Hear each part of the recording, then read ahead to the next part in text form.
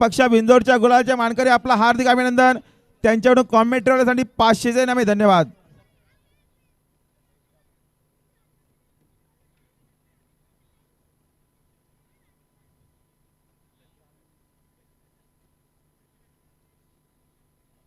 गाड्या सुटल्या, लक्ष द्या.